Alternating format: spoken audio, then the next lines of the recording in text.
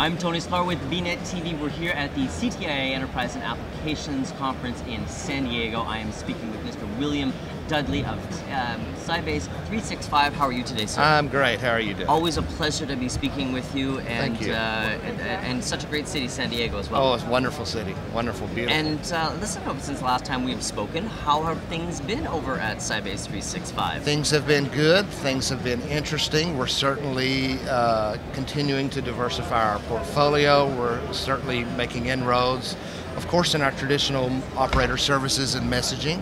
We're also moving into mobile IP services, as well as servicing various newer parts of the ecosystem.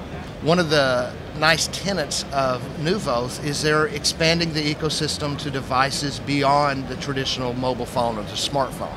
For example, many Nuvos operate on iPod Touches, and they're focusing on a younger demographic. Kids that may not have gotten their first mobile phone, yet through their iPod Touch, they can text. They can even initiate voice calls. They're expanding to tablets. Tablets are becoming a huge differentiator. Obviously, the Apple iPad is taken to market by storm. There's also a number of Android tablets out there. All of these devices are now enabled for messaging and voice in some instances through the Nuvo service providers. We are an impartial intermediary. We sit between operators. We've done this for 10 years.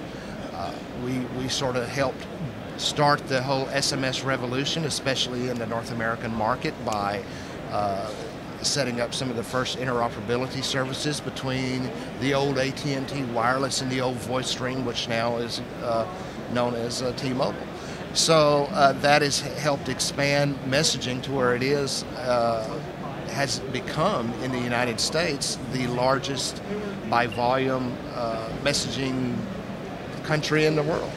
So what does this do for the ecosystem as a whole? How does it, where are the economics based? Let's start with that. First of all, it helps grow the ecosystem. By expanding to non-mobile phone devices, we have expanded the universe of addressable devices.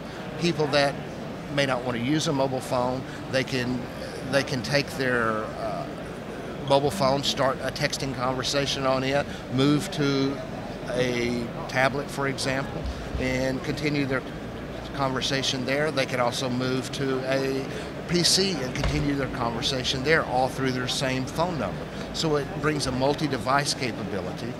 The Nuvos are making money in a variety of ways. Some of them charge a fee, some of them are free but use advertising within their apps, and they've had very good ad click-through, so they're making money doing this.